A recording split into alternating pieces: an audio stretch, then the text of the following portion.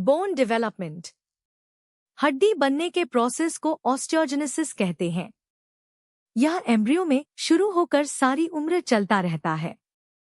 इसके दो primary pathways हैं, एक कार्टिलेज से बोन और दो सीधे बोन।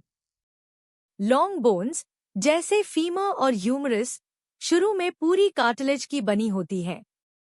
इस हाईलाइन कार्टिलेज में चॉन्ड्रोसाइट्स रहती हैं, हर एक अपनी लैक्यूना में।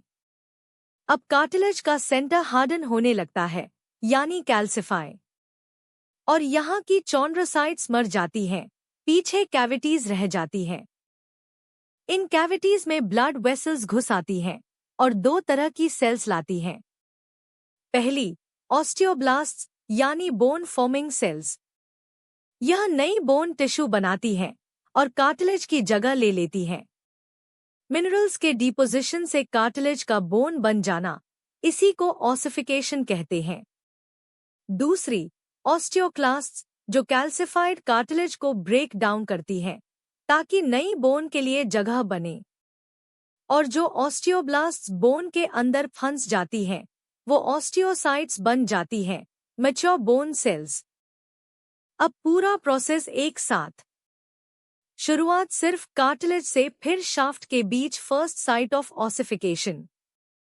ब्लड वेसल्स आती हैं, मैरो कैविटी बनती है, फिर सिरों पर सेकेंड साइट ऑफ ऑसिफिकेशन। यह तब तक चलता है जब तक सारी कार्टिलेज बोन न बन जाए। सिर्फ आर्टिकुलर कार्टिलेज जॉइंट सरफेसेस पर बाकी रहती है।